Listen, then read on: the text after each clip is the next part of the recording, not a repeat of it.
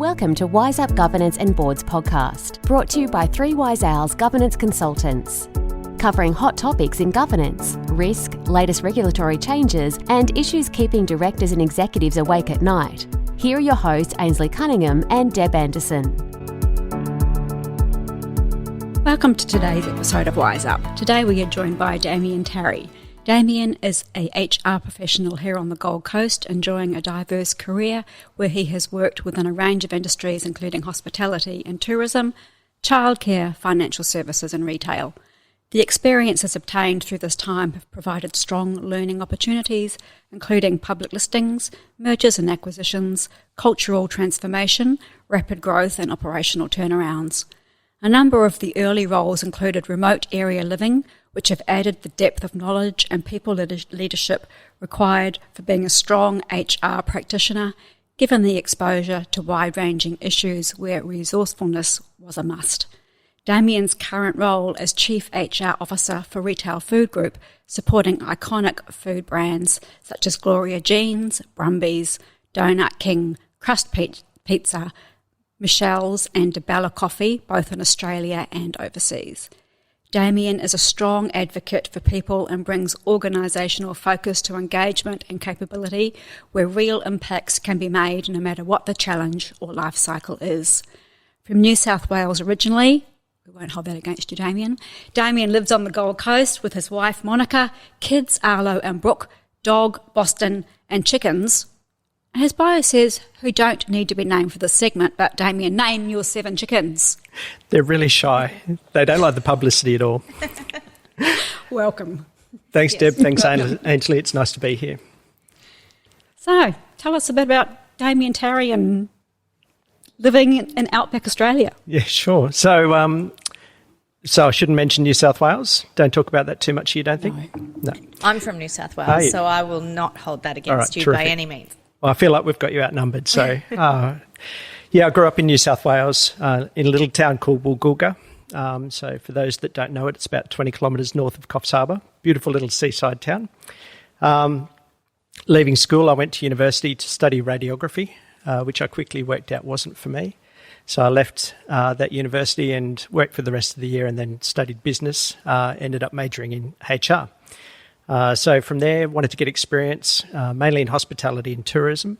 So worked in a number of different places before finding myself out at Uluru, in Ayers Rock Resort, which was incredible. So I thought maybe I can last 12 months in a remote area. 5 years later, left, married.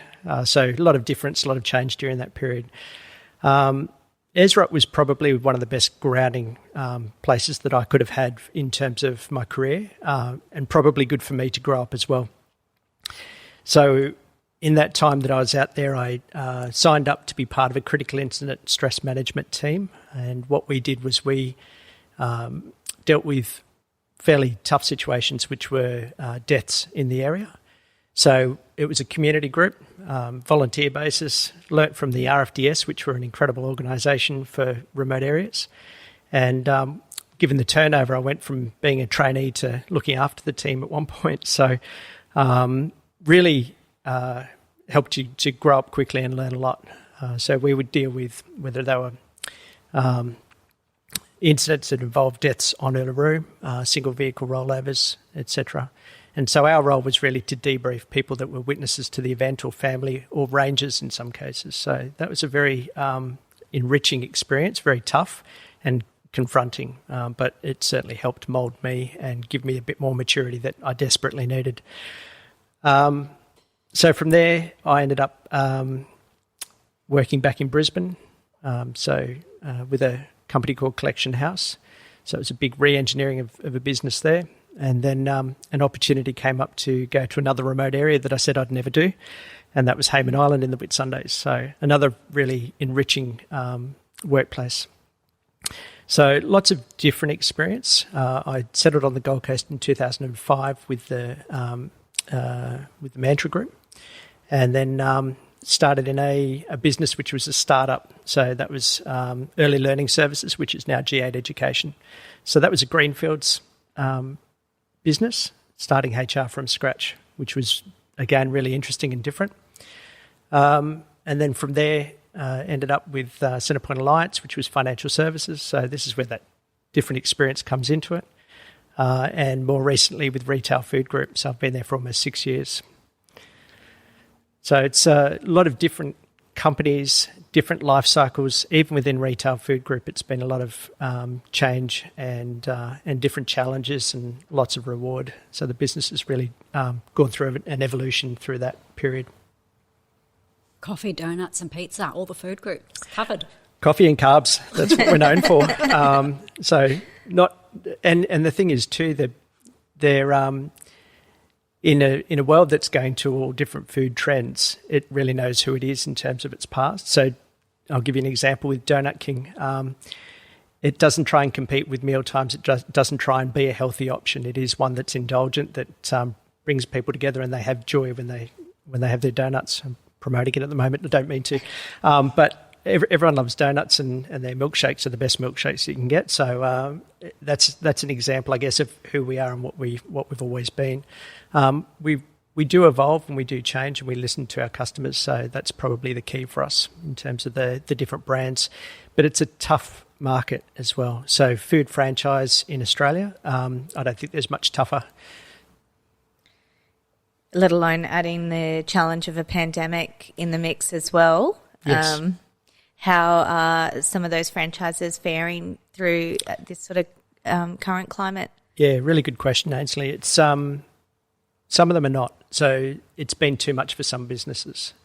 And as a franchisor, all we can do is support. It's their business at the end of the day, so we try and support them however we can, and that'll be through financial, mental health, coaching to try and get the most out of their business, help them with local area marketing and so forth.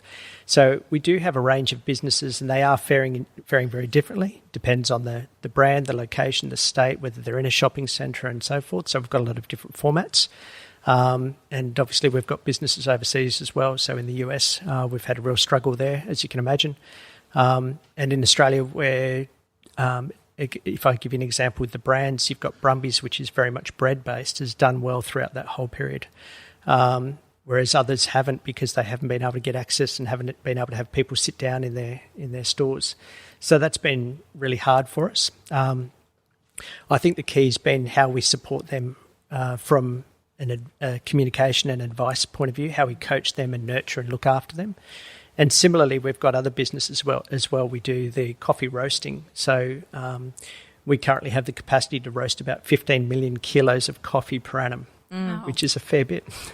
And so through that, you can't, if we were to be affected by COVID-19 and you lose someone in that roasting plant, then you're in a lot of trouble. So for us, it's all about being very cautious and mindful of the situation and the environment, and trying to have the restrictions in place that we can. Similarly, we've got a dairy business in Melbourne, so it's cheese packaging and production, and it's the same sort of thing because it's a plant facility. The important part there is obviously prevention being better than the cure. So try and make sure that we've got everything in place and that we communicate a lot so that our employees understand what those risks are, how to minimise those. But then what's our backup? So if someone does get affected by COVID-19, how do we continue to operate? So really different environments for us. Yeah. And so have you found any of the franchises wanting to change strategic direction in terms of potentially offering, home delivery or Uber or any of those sorts of things where they might partner up with somebody to still have a route to market? Yeah, definitely. So we're doing that all the time. And again, we have to put measures in place to make sure that deliveries are safe. So we'll have designated areas in the store that someone can come in, pick up the items and take them with them. So it's a real combination in terms of how we can use the word before, pirouette rather than pivot, to make sure that we are onto it and adapting well, and not just sitting in one space thinking it's going to work for us. So for us, it's a combination of different things. How do we have more of an online presence? How do we promote that? And how do we be very community-based? Because as much as we're a franchisor, as I said before, it's the franchisee's business. It's their own business, and how do we make sure they're successful? So they have to do a lot of work, and all we can do is try and guide them, support them, share information that we know might be working for other franchisees, and then share where they're getting good results. So what's your journey been when COVID hit from an HR perspective? How did you sort of facilitate the whole work from home scenario? Yeah, that's a great question. And it's probably a very complex process that I'll try and summarise. So I think, like everyone, when there was the news of COVID-19 to begin with, it was a little bit, okay, so how bad is this? What's it going to do? What's the effect on us? And then you really start digging into it and realising, okay, we need to act quickly. We need to get ahead of it and make sure that we act in a precautious sort of measure and not have it catch us and then us having to respond to it as such. So straight away, in terms of our corporate environment, we really encouraged everyone to work from home unless anyone had to be in the office, and set up that flexibility around that. The key for us then was communication. So not through media, but through WorkSafe and the government websites around the advice that they were providing and making sure that we're adhering to the limitations and restrictions. So that was that worked really well for us. But the key was communication. So we had to make sure that we continually communicated. Now, with our business as well, we were eligible for JobKeeper because we did have a downturn in revenues. And so we also had a lot of employees that had to go on restricted hours. A number of those employees were down to 0 hours, which was pretty tough. So it was a really hard environment for us. And those that were working had this feeling of survivor guilt, while those that weren't were worried about what was happening in the future and how long for. And we couldn't predict that because this was such an unprecedented situation. So our mission was obviously performance of our stores and business overall. Managing with the team that we had and trying to consolidate everything that we operated on so that it was a really concerted effort to bring us up to where we needed to be, and then return people to work as soon as we could, even on limited hours. So we didn't want people sitting at home on 0 hours missing out. And I think this was the really interesting and challenging part from a HR point of view. So we worked on, I've got a little copy of something here, but we worked on a support tool for our managers. And this was very much driven from our HR team. I've got an amazing HR team. We're only small, but they're a really incredible team. Strong empathy. We're all a bunch of introverts generally, which is unusual in HR. You usually have one or two extroverts. But it works for us. And I think that EQ that was applied from our team and support and talking with each other and with our managers and with our employees, we were able to work on things that were really beneficial. So part of that was how do we put in our hands a tool for our managers to help them with employees returning to the workplace once it was okay to do so. So we had a handful of people that stayed in the corporate office pretty much the whole time. And then it was a matter of introducing people gently, slowly, making sure that we set up with good signage and clarity around social distancing and so forth. Always learning, always trying to change it, always trying to update it, and make sure that you don't put communication everywhere, because the more there is, you tend to lose the focus. So it's streamlining it, keeping it current, and then do a change out of communication every couple of weeks so that there was something new to look at, but not inundating people. The one thing I was worried about was people's mental health, probably more than anything else. So I've had some very good experience with that. I've got a challenging situation personally. I might delve into that a little bit after this. But for us, it was worrying about our employees and how they were going to fare, both being away from work and then coming back into work. So those that were away from work, we were encouraging people to talk to them. Just have that continual contact. It didn't have to be every day, but make sure you can involve them in things and have a conversation with them, ask them how they're doing. And something as simple as that question can provoke a whole conversation, which is where the benefit is. So in bringing people back into work, I was, preparing for that mental health concern. And it wasn't around the virus as such. It was more around anxiety to do with work, which is so big at the moment, and I think will continue to be a really big issue. So this was around identifying where you would have some stresses coming back in, having conversations, so the manager proactively talking to the employee, making sure that they were comfortable. So we developed a training tool. Sorry, I'm just flicking through to that now. And it was re-entering work's atmosphere is likely to be different. So talking about that whole experience and what it would mean for different people. Some people would be so excited, and we talked about the fact that the pros of returning to work would be the social contact and so forth. The disadvantages might be that you have to get out of your pyjamas. So we tried to keep it as light as we could so that, again, reducing anxiety and any stress around that. But just providing that tool for a conversation was really helpful. We asked employees to talk about their own profile. So what was your experience like? What are you expecting to come back into the workplace? What are you going to miss the most? Homeschooling. They all said homeschooling, didn't they? Yes. What about have you got a tool for anxiety in pets? Now that they've got to be left at home on their own? All the separation anxiety. Our dog's never been fitter or happier for us to leave the house. So he's 13 and he got walked a lot. So he misses us, but I think he's enjoying the rest at the moment. Yeah, so a big part of that was this. And interestingly, we were doing that before a lot of the media was promoting this sort of concern as well. And we had an employee come back in first day, had been on 0 hours, so straight back into work. And coming in, they really noticed how weird it felt. And it became a concern with their manager speaking to me about the fact that they weren't performing, they weren't productive. And I said, oh, okay, so maybe let's take a step back from them not performing and being productive on their first day back after 0 hours, and let's understand a bit more as to why. So I said, go and have a conversation discreetly, quietly, and let them talk the most. So they did that and came back to me, and it was a whole different scenario where they had said, okay, this person's quite anxious and I don't understand why. And so that was the scenario that I was worried about, and I think is quite important. A lot of businesses would be experiencing this or not knowing that they're experiencing this. So they had the talk and were grateful for the situation, but the next day was probably worse, and they were having panic attacks and being upset and really in fight or flight mode. So I asked if I could talk to that employee, and I sort of talked to them about the expectations, not to be hard on yourself and so forth, and went through the tools that I was working on for the managers with my team. And that ended up being really helpful.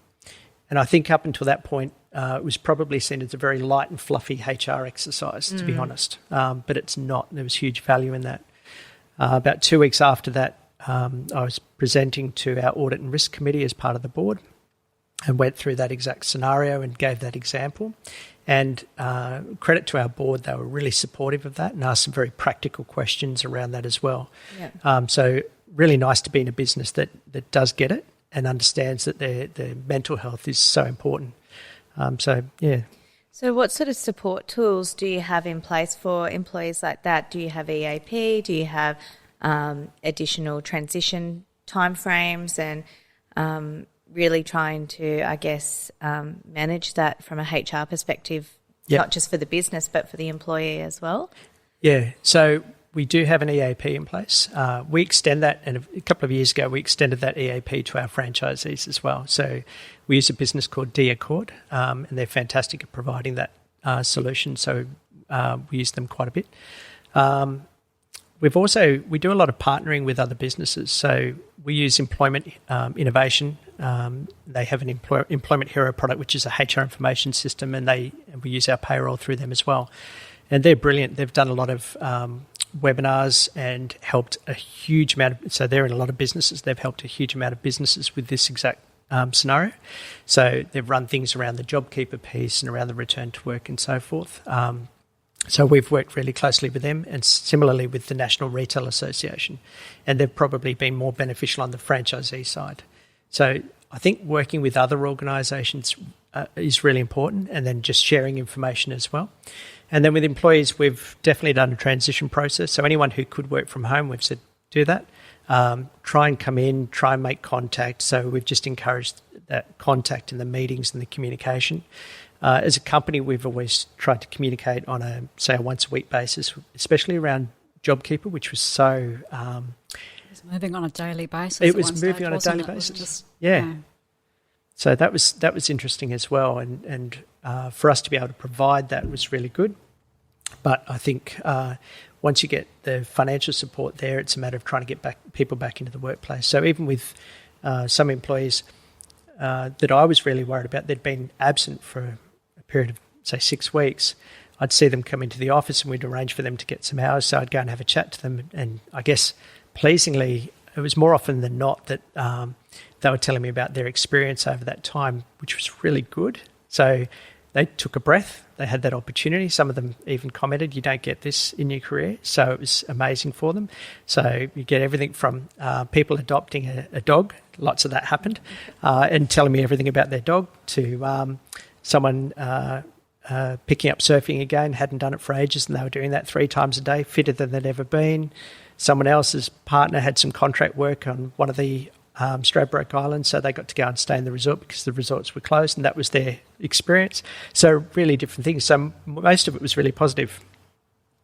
Any negative experiences? Not a lot. Yeah. I think there were a few people that generally the comment came back that the JobKeeper was good and it really helped. We had a few that wouldn't qualify. They might have started after March 1, or they might not have had the residency requirements. But everyone found a way. And generally, because people couldn't go out and spend their money in places that they would normally spend it, people were able to save. So there weren't a lot of negatives that in terms of anecdotal information coming back in. Yeah, I think too, like the increase. Bottle shop was still Yeah. open. Yeah, Apparently. increase in home drinking Day and drinking. homeschooling and Yeah, I'm fortunate. My kids are a little bit older, so I've got one that's 16 and one that's 14. So my 14-year-old's right into ballet, so she's doing distance education because she's with Queensland Ballet. Yes. And it was funny because we had the school contact us to say that they needed some time out to adjust to the working from home situation, which I found hilarious because they were distance education. But they did have to change some of their criteria as well. So our kids were old enough that they could be self-managed in terms of the school. So the parents out there that had their 5 through to 12-year-olds say, yes, way more challenging. yes, I got off lightly. I'm hearing you. Deb and I were on a conference call one day, and I've got my youngest, who's 9, come in, and she's hiding under the desk. She'd just made a new batch of slime, and she's pulling it through my hand. And I'm like, The next thing, it's above her head. then she's coming behind me, and Deb's like, what's that? She's behind me, and dog's running in. And then I look out the window one day, and she's wandering in the backyard in a nightie with the dog. I was like, oh, homeschool. Yeah. And then you hear about all the Zoom fails as well, which are just brilliant. So funny. Yeah. It's been hilarious. The man who was, toilet training, and his son has come in with a surprise and lots of different things. The naked wife in the background and all those sorts of things, Yep. So, back on point. So in terms of, I guess, your franchisees, how are their mental health faring? Is the EAP extended to them as a business owner as well? Or? Yeah, it is. It is. Again, I think each person's different. So we've got a field team they'll be dedicated to looking after a group of franchisees. So it'll be by brand and by location. So they just do the best that they can. They can be, I guess, caring and supportive and coaching as much as possible, but they can't be responsible for them. So in terms of their own well-being and what's going on in their own family. So they're there to listen. They're really good. Our field team's amazing in terms of the effort that they put in, the knowledge that they have of our franchisees and their families and the work that they do in their businesses. So that's more than we can ask of them to do. It's pretty all-consuming in terms of the role that our field team need to do. So, yeah. And in terms of setting up for work from home, did you have to do any additional checks from a HR perspective for setup and Workplace health and safety concerns? Yeah, we did. So it was a matter of providing that ergonomic checklist and asking employees to be responsible for themselves again. So Again, you can't see what they're doing in their workplace. If they're like me, they're extremely clumsy, so probably better me working from the office. And I think in that case, again, the feedback was really interesting about working from home because there was they saved on the commute time, they saved on the getting ready time. Lunch was convenient. It was in a kitchen where they didn't have to wait for the microwave. So there were all these things that came out of it that were different. I think the novelty wore off in some cases. They were missing other human contact. But from a safety point of view, we just had to, it was a matter of doing what we needed to do to get it done. And our employees all did the right thing in terms of setting themselves up properly.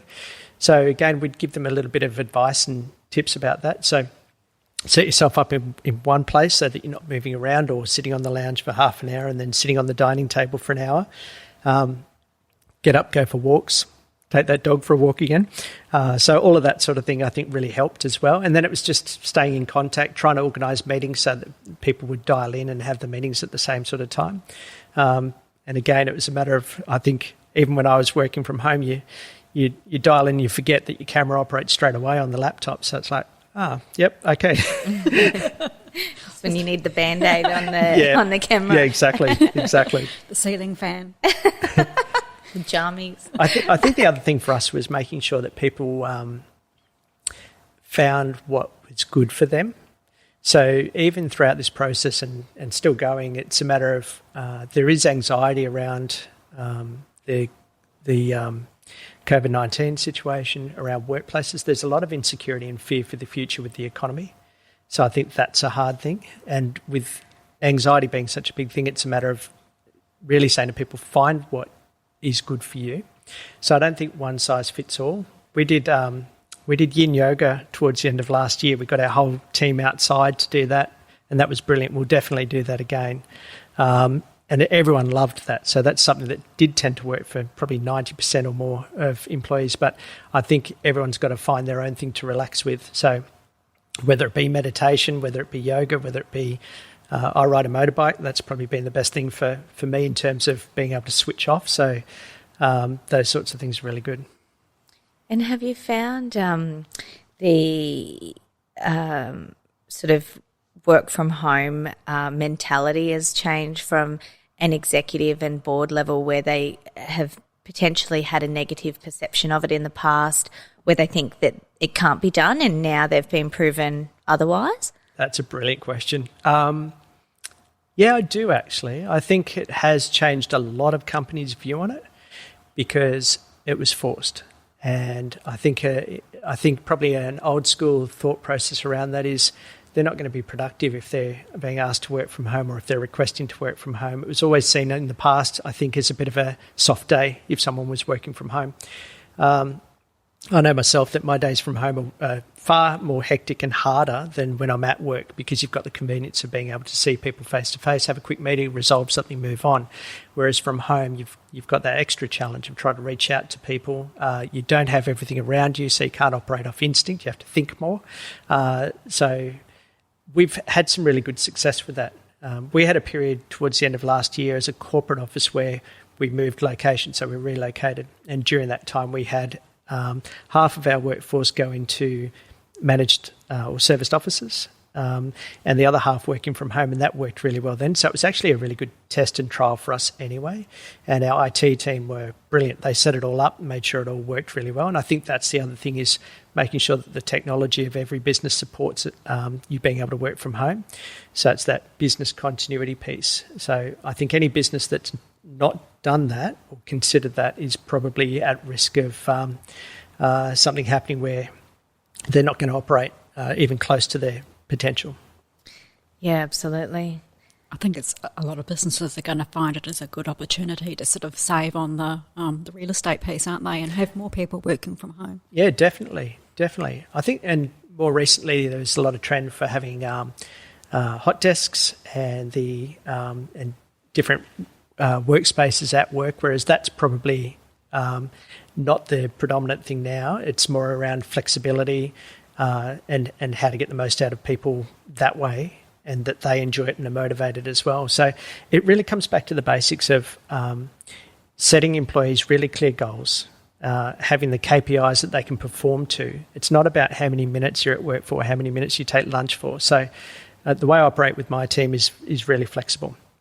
If someone needs to work from home, they don't need to ask me, they tell me. So they just say to me, I'm going to be working from home. And that's fine. So it's a trust situation where if you give the trust, you give the autonomy, people know what they're setting out to achieve, it's really easy. And I actually think you get more back. Yeah, you're just sort of managing that expectation piece really early on. And yep. Yeah.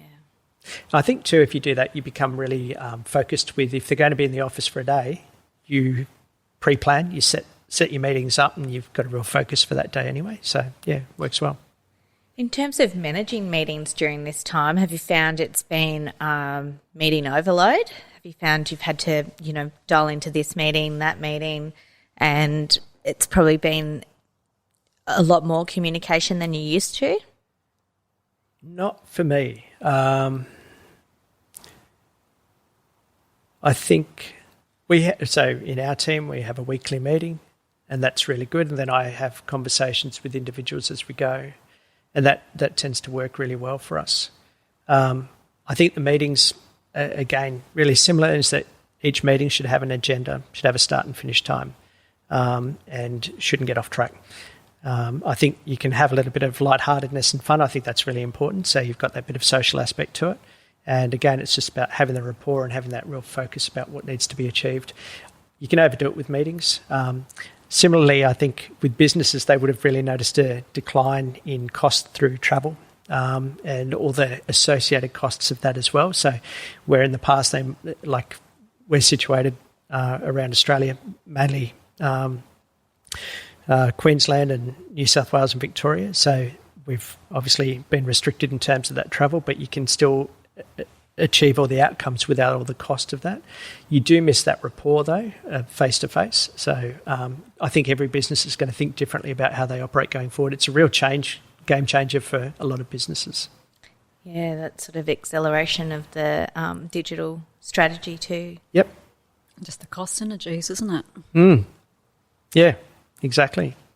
And that probably goes well with the economic future, is that people are worried about the spending. So how do you run a fairly lean business and have that focus on your revenue going forward while keeping your costs to a minimum?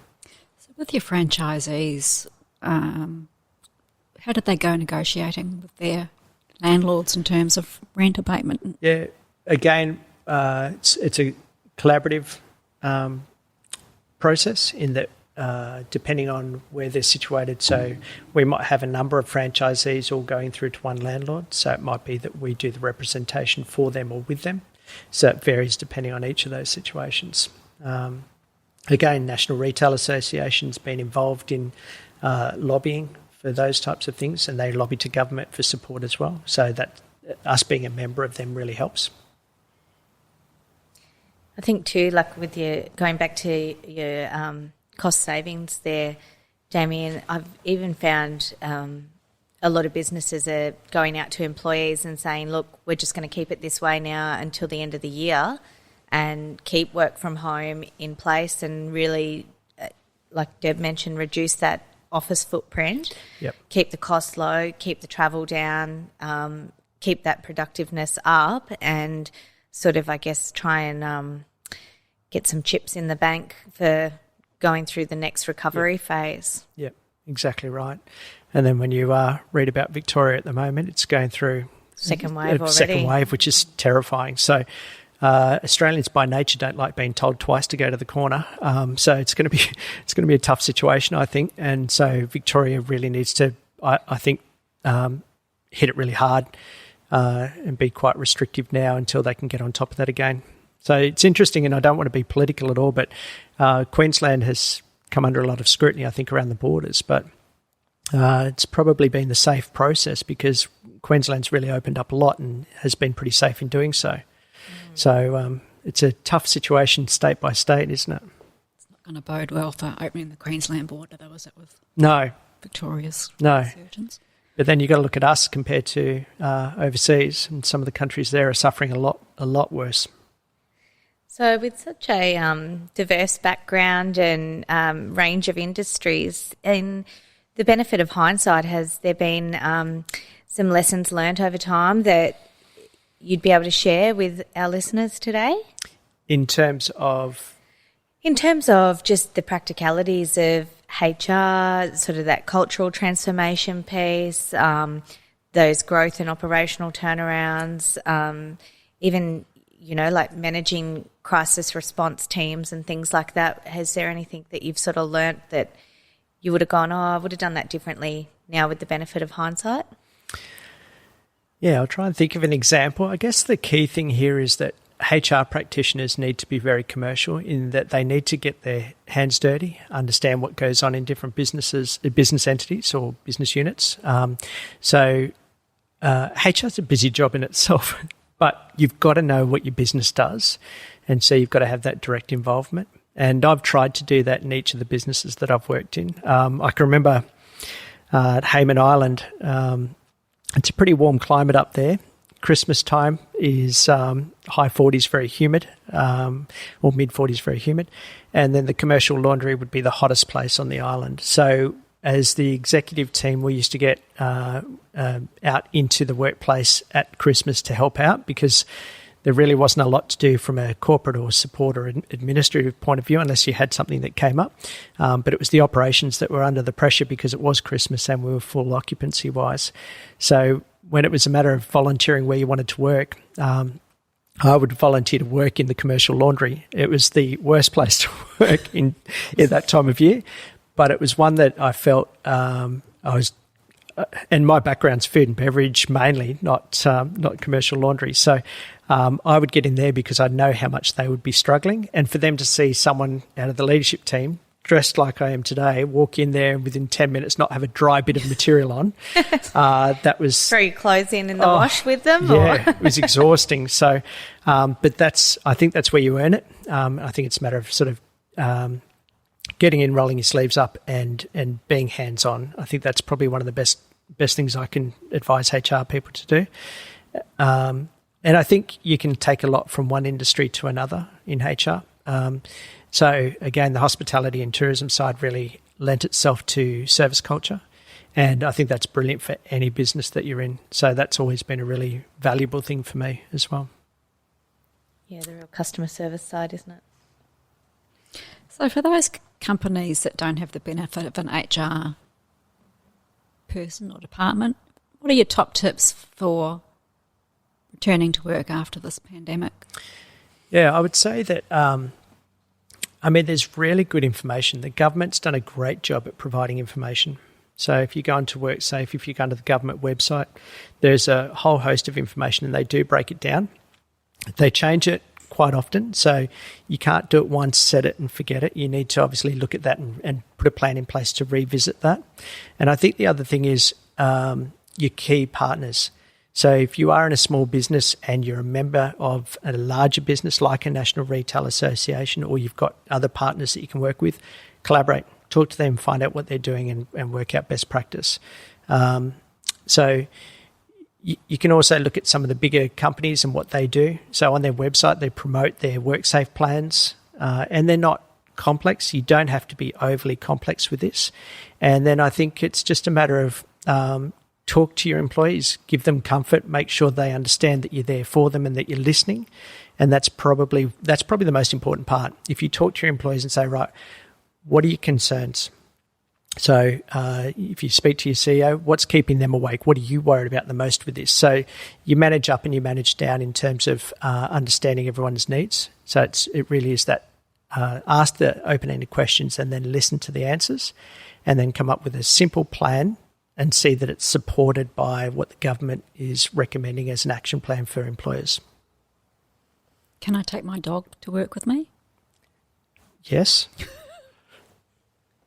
So that's how I was actually going to ask that question too. Is it something that you would then consider as a sort of workplace going forward to allow people to bring their pets in that they've become quite comfortable with? I think it depends on the pet. I couldn't take mine in. It'd be a nightmare. So I like the idea. So anyone who has so I'm more of a dog person than a cat person. I'll put that out there now. So don't bring your cat to work? No, couldn't imagine. But I mean, dogs are therapy all over, so they're just good for you. They know who's stressed in the family. They tend to sit with that person the most at the time that they're in the need of it. So if we go through a bit of stress at home, so I will elaborate just for a minute there. My oldest child is high functioning, autistic, who's going through a trans process at the moment. So there's a whole heap of challenge, confrontation, tears, laughter, the whole bit, and it's a very full-on process, and it affects all of us. And so our dog knows who's stressed the most and most anxious, and he literally jumps up on the lounge and presses against whoever is not feeling that happy, and sits there, and it's that exchange of energy. I'm sure of it. So yeah, back to the question, I'd love to see more of that. I think it's great, but you have to find a dog that's not going to be completely distracting as well. So yeah, I'd be distracted. the social doggy extrovert. Yes. Yes. And small dog syndrome. Yep. Yes, we've got one of those.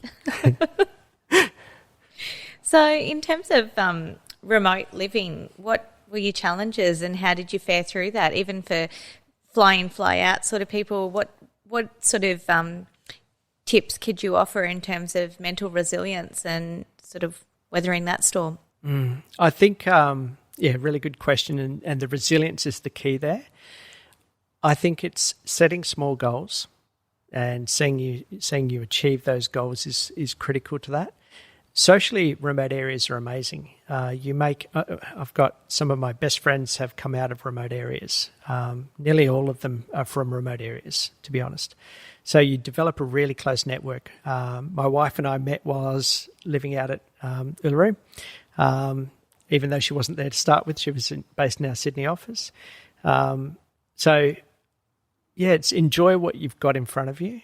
And again, I've just listened to a podcast which is called the Resilience Project recently, and it talks about GEM, which is gratitude, empathy, and mindfulness, and it's about appreciating what you've got. So whether it's a remote area or otherwise, I think that's really important. But remote areas, it's key to get that balance of what you're there for, setting yourself the goals, planning to get away, and really enjoying your time.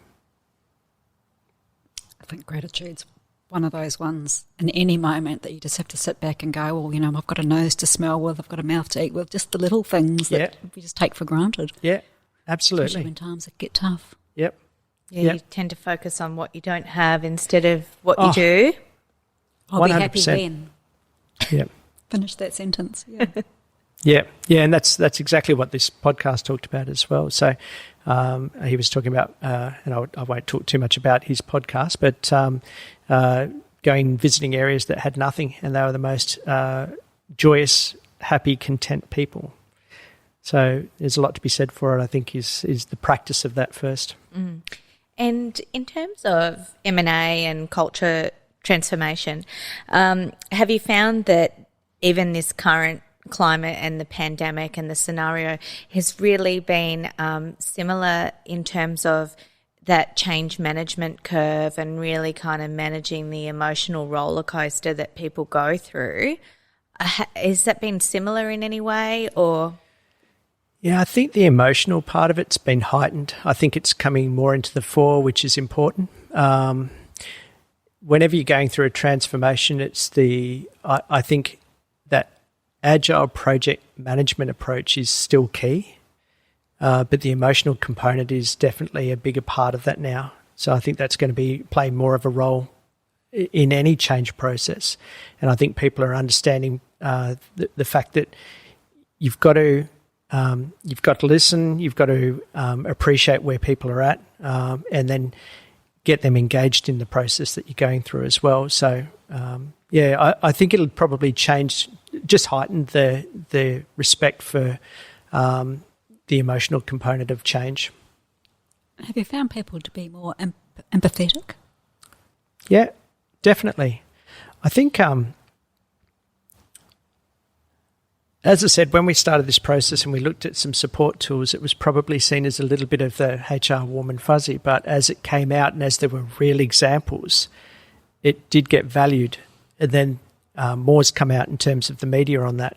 So it's actually, and for it to be an important topic for our board, I'm so appreciative of that, because it means that they're looking at the things that are important from a HR point of view, which is key. So HR has the ability to influence a lot around engagement and capability for organisations, and that's where if the board are aligned to that and value that, that's huge as far as the business future goes. You mentioned that you're a part of a team of introverts, Damian. So at the start of this, there was a big sort of a heightened focus on the introverts and that they would really suffer during this time. How have you found it for an introvert? Okay, so Tara's going to get a call out here. So Tara works in my team and will own up to being an introvert. So she was in the US when this all broke out. So she was nearly halfway through a nearly 9-week trek through the US, really exciting, south central US, and they had to come back, which was terrible. They'd been planning this for quite some time, and Tara is very much an introvert. And so she came back and self-isolated. And then, do you think I could get her to come back to the office? It's been an effort. So we laugh about it, but she didn't want to come back at all. And even now is saying that she's enjoying the practice of being at home more. So again, this is where flexibility comes into it. And if you've got people that are a bit more introverted, and they will work really well by themselves, then I think you've just got to be flexible in that approach to it. I think they were more concerned about the extroverts than the introverts, weren't they? Yeah, look, I agree. I think it's the extroverts that have really struggled with home isolation. They would have been driven nuts in that they couldn't see people, they couldn't go out. Walls. Yeah. Pets weren't enough. So, I think they really needed the social contact, which has been I think the extroverts have been challenged the most with this. And in terms of HR practitioner sort of roles, do you think an increase in that space where people now have realised that they are actually liking being from home more and maybe going to that sort of consulting space where they just live out the dream now? Yeah, I don't know. I think there's a lot to be shaped coming out of this. I think it does depend on the next 6 to 12 months, I think. So having a look at what the economy does, having a look at what can be forged in terms of business opportunities in the next 6 to 12 months will determine that. I think there are good opportunities, but it's just a matter of smart people will get onto it pretty quickly and set themselves up where they can provide support to other businesses. But I think there's also, I think it's a balance. I think there's still a need for HR practitioners to be very much hands-on involved in businesses. Those small to medium businesses, you've got to be there, support them, understand what they're going through, the rhythm of what they're doing, the challenges, and be on the front line as much as possible. And presumably a fair amount of support for franchisees that are going through a hard time and having to look at absolutely selling down businesses and things like that. Yeah, and that's where, from our point of view, it's really understanding, okay, well, what's going to drive foot traffic? What's going to drive sales for them? How do we help them with managing their costs? And that's really our focus. So we continually look at our business and the model of it and say, right, are we giving them the best value being part of our network? And it's different for everyone, different for every brand, different for every location, different for every size, every store. Each franchisee brings a different skill set. We've got some amazing franchisees that have come from really diverse backgrounds. So they might have started off as an engineer, but ended up in franchising. So it's really interesting. Have they been providing quite a good support network to each other? Yes, they do. So, and again, it varies. So we've got people who'll be fairly new franchisees, and some of the other ones. So we'll have like a council, and so they help the franchisees as well. So yeah, the community environment for it is very good. Be interesting to see what the Franchise Council of Australia does this year in terms of, because normally they get together and have their national conference, and it just gives that opportunity for even franchisees that aren't part of the RFG group to, potentially bring some other ideas to the table for each other. It'll be interesting to see what they do this year. So as we wrap up for today, Damian, is there any sort of top tips you want to leave with SMEs for today from a HR perspective? Or any other top HR tips you'd like to weigh in on? Yeah, I think if I talk about the COVID-19 situation, I think it's probably look for other businesses that have been through this. There's some great information out there. Collaborate with people that you're partnering with as well, so that you're getting that really good community feel for how to approach it. Communicate regularly with your employees. The more you communicate, the better. And then listen. So it's got to be two-way. Listen to what they're saying. And I think really you can apply that to nearly everything you're doing from a SME point of view to look after your employees. This is the time to really do that. Look after employees and your customers, and that will pay off in the long run. Well, thank you so much today for joining us, Damian. It's been great to listen to your background and the insights that you bring to the table from a HR perspective. No, thank you very much. I've really enjoyed it. Cheers. Damian. That's all for today. Until next time, happy podcasting. And remember, if you're enjoying the show, check out our other episodes and all things governance at www.3wiseowls.com.au.